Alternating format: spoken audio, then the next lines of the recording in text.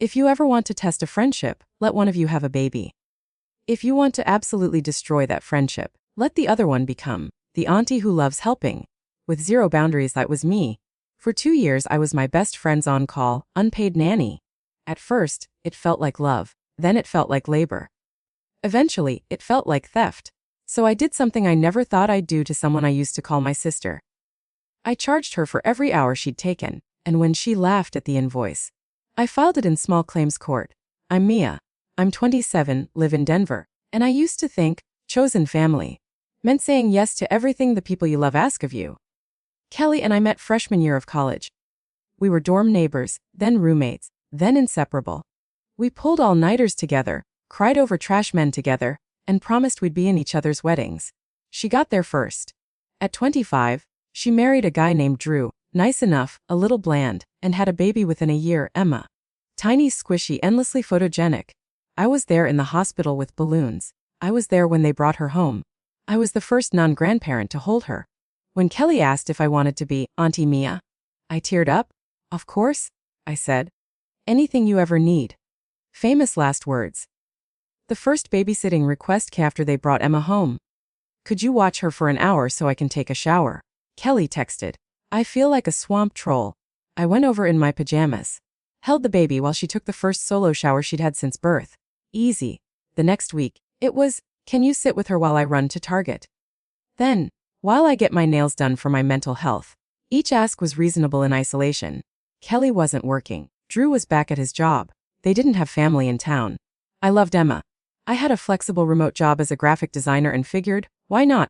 I can work from their couch. So I said yes, a lot. I watched Emma while they went on date nights, while Kelly had me time, while she went to doctor's appointments. At first, Kelly would thank me profusely. I owe you, big time, she'd say. Next brunch is on me. Brunch never came. Then the language shifted from, could you do me a favor, to, you're free Thursday, right? From thank you, to, I don't know what I'd do without you. It felt flattering, needed, important, until it didn't. The first time I realized I was being used was a Tuesday. I was deep in a deadline for a freelance client. I told Kelly days earlier I can't babysit this week. I have 3 projects due, my brain is jelly. At 8 a.m., my phone buzzed. Kelly, emergency. Drew's sick and I have a hair appointment I booked 6 weeks ago and they charge for cancellations.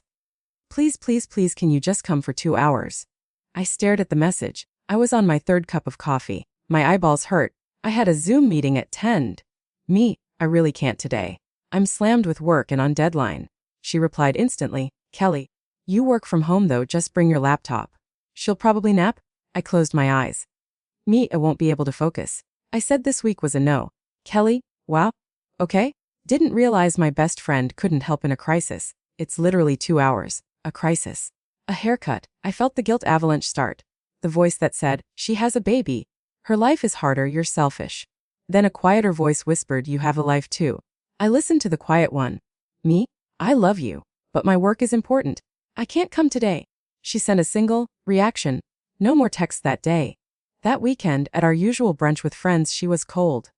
When someone asked how new mom life was, she said, it'd be easier if my so-called support system actually showed up. I swallowed my defensiveness. After brunch, she pulled me aside. You know I'm hanging by a thread, she said. Sometimes I really need you and you're just not there. I've been there 3 times this week, I said. I watched Emma for 5 hours on Monday so you could nap. I stayed late Wednesday so you could go to a book club. I have to say no sometimes to keep my job. She rolled her eyes. Your job is just making Instagram posts, she said. Mine is keeping a human alive. That stung. My job pays my rent, I said. Without it, I can't help you at all. She huffed. You sound like Drew, she muttered. Whatever. Forget it. We didn't talk for a few days. Then she texted a baby picture. I cracked. We fell back into the pattern. By Emma's first birthday, I had become the default babysitter. Drew's mom would fly in maybe once every 3 months. A paid sitter was too expensive. Me. Free. I'd watch Emma 3, sometimes 4 days a week, for a couple hours. That often turned into 4 or 5. I'd rearrange my work around naps. Answer emails with one hand while bouncing her with the other. Kelly would come home an hour later than promised, Starbucks cup in hand. Traffic was crazy, she'd say. You're a lifesaver. I started tracking my time out of curiosity. Nothing formal, just notes in my phone. Wed 3:30 7:45, or free 10:1. At the end of I added it up 43 hours 43. For context, our neighborhood's going rate for babysitting was around $18 to $20 an hour. At even the low end, I'd contributed nearly $800 in free labor that month. On top of my job. No wonder I was exhausted and broke. I vented to my mom. You have to set a boundary, she said. You're allowed to say no. I try, I said. She makes me feel like a monster. Her feelings are her responsibility, Mom replied. Your time is yours. I knew she was right. It took one more big shove to act on it. The push came in the form of a weekend trip. Not my trip, Kelly's. She texted on a Thursday night. Kelly. Suo Drew surprised me with a weekend getaway in the mountains. Can you stay at our place son with Emma? We'll be back Sunday night. I stared. Me, like overnight, 2 whole days. Kelly, yeah. You're basically her second mom anyway. Compliment weaponized. Me? I have plans Saturday and a deadline Sunday. Also, overnight babysitting is usually paid. She responded with a voice message which she almost never did. Her tone was bright and tight. Mia, come on, she said. We never get time as a couple. You know how hard this year's been. We can't afford a sitter for that long, and you're the only person I trust. We'd owe you so big. I'll bake you cookies or whatever. Cookies. For 48 hours of childcare. I took a deep breath. Sent a text instead of replying to the voice message. Me. I love Emma, but I can't watch her for free all weekend. My going rate for that long would be the per hour or a flat fee we agree on. That's just what my time is worth. No answer for 10 minutes. Then, Kelly, wow. Didn't realize you saw our friendship as an invoice. Me, it's not about friendship, it's about labor. If I take on the responsibility of your kid for 2 full days, I can't work, can't rest, can't make plans. That should be compensated. Kelly, we don't have that kind of money right now. I thought you loved spending time with her. Me, I do. But that doesn't mean unlimited free babysitting. If you can't pay, you'll need to find another arrangement or shorten the trip. She left me on read. The next day, I saw on Instagram that Drew's mom had come into town for a surprise Grammy weekend, so they'd figured it out. Without me, no big deal. Except apparently, it was, because after that, Kelly got distant. She started making little comments. At girls' nights. I wish I could just work from a laptop and say no whenever I felt like it. On FaceTime. Emma cries for you sometimes. She's so confused why Auntie Mia doesn't want to see her. That one hurt. Don't put that on her, I said. Or on me. She misses you? Kelly insisted. You're her person? She has 2 parents. I replied. I'm not a third. A week later, Drew's birthday rolled around. They threw a big barbecue. I wasn't invited. I found out when our mutual friend posted a story and tagged everyone except me. My stomach sank. I texted Kelly. Me, hey, did I do something? I saw pics from the party. An hour later. Kelly. It just didn't feel right inviting someone who cleared to be part of our family anymore. Part of our family. Unpaid labor. Same difference, apparently. I typed, deleted, retyped. Then I stopped. If that's how she saw me, with my value only measured in hours of free childcare, maybe we needed more than a chat. Maybe we needed a bill. Not for the future. For the past. I went back through my notes. Every can you just pop over, text, every, watch her for a couple hours. That turned into, sorry, traffic. For 6 months, I'd tracked out of curiosity. Now I tracked with purpose. I built a spread time, end time, total hours. The number at the bottom made my jaw drop. Over 220 hours, even at a modest 1 hour, that was nearly 4,000.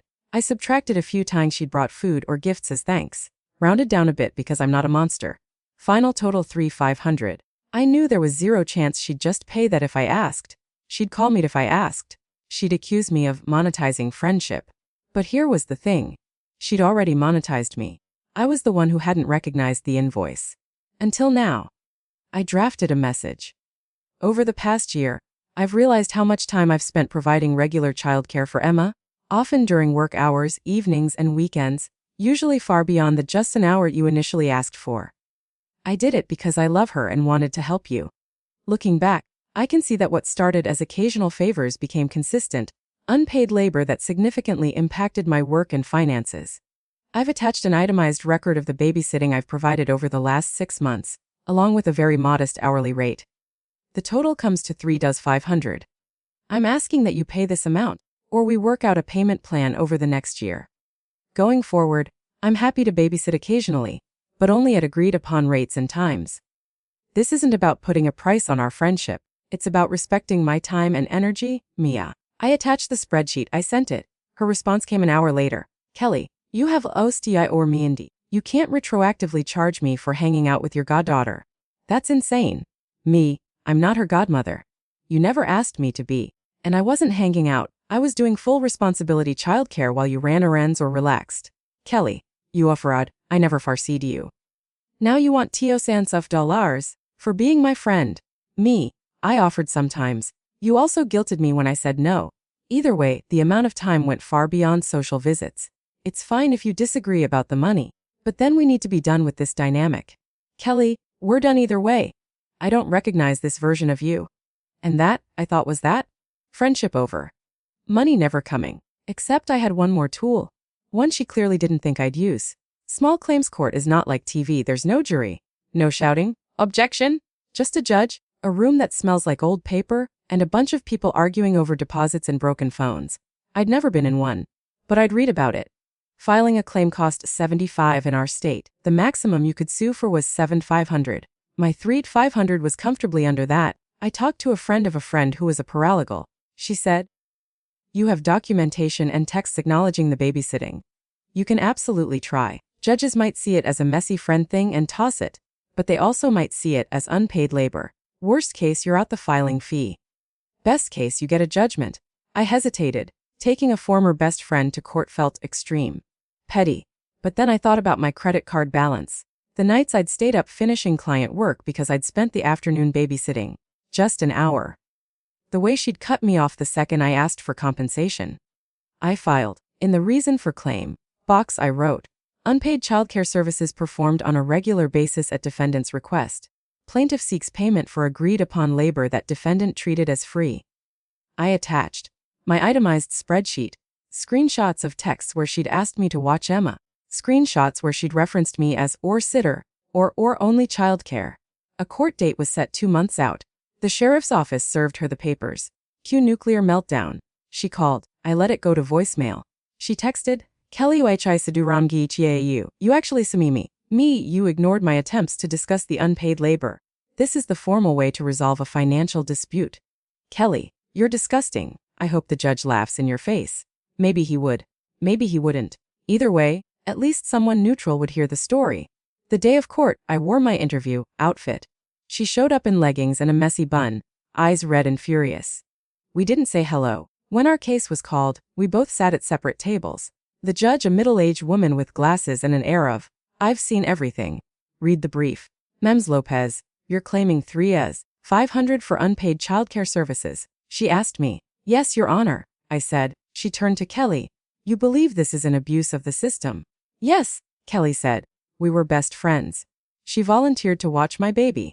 Now she wants to charge thousands of dollars like I hired a nanny." The judge held up a hand. "We'll get to that," she said. "Mems Lopez, explain." I took a breath, told the story, how babysitting had started, how often it happened, how long, how it had affected my work, how I'd tried to ask for boundaries and been guilt-tripped. I pointed to specific texts. "Here," she says, "you're our only childcare would be lost without you," I said. "And here. Can you babysit Emma from 5'11"? We can't afford a sitter." It wasn't casual hanging out, it was me taking full responsibility while they did other things. The judge nodded. "Ems Green?" she said.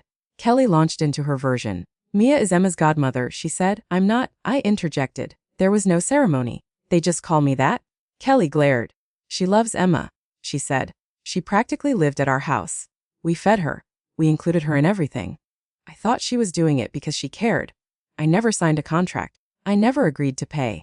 The judge flipped through the evidence. "Did you ever pay her anything?" she asked. "No," Kelly said. "We're friends."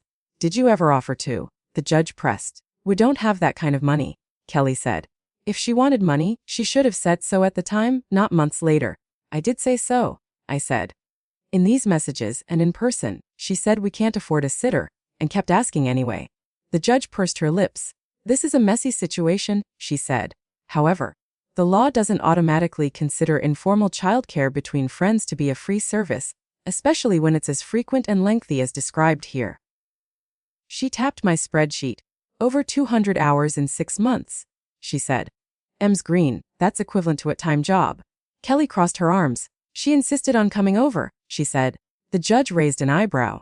These texts show you initiating requests, she said, often with very specific times. Kelly's jaw tightened. Babies are hard, she said weakly. No one disputes that, the judge said. But hard doesn't mean other people's time is free. She turned back to me. Ms. Lopez, your hourly rate of 18 is reasonable for this area, she said. However, since there was no explicit agreement on payment at the time services began, I'm going to adjust for that. My heart sank. She continued. I'm awarding you $2,000, she said. Roughly the equivalent of being paid a modest rate for a significant portion of the hours you tracked. Ms. Green, you will remit this amount within 90 days or face collection actions. Going forward, if you want childcare, put agreements in writing. Her gavel thun. Kelly stared at me like she didn't know me. Maybe she didn't. I didn't stay to discuss. Outside, in the hallway, I finally exhaled. $2,000 wasn't the full amount, but it was validation. Not just that my time had monetary value, but that I wasn't crazy for wanting it recognized. She paid. Grudgingly, 2 checks, 1,000 each, a month apart. Each memo line civ and passive-aggressive like, for brunches, or for all the free meals. I deposited them anyway. I used the money to pay down my credit card and finally take a weekend trip I'd postponed 3 times because of Emma emergencies. Kelly and I, we're not friends anymore. The group split. Some people took her side. Babysitting is just what friends do, they said. Quietly took mine. One sent me a message. I'm proud of you for not letting her treat you like free labor. Wish I'd done the same with my sister. I miss Emma. Of course I do. I love that kid. Still love her in an abstract somewhere out there way. Do I regret drawing a hard line with her mom? No. Because if I hadn't, I'd probably still be over there 3 nights a week, rocking a toddler to sleep while my own deadlines piled up. My best friend treated me like free childcare, so I sent her a babysitting bill. And when she laughed, I sent it to small claims court. It wasn't about the money, at least not entirely. It was about finally sending the invoice for years of being the responsible one. Everyone expected to show up, no questions asked. Sometimes the only way people realize your time isn't free. Is when a judge tells them exactly what it's worth.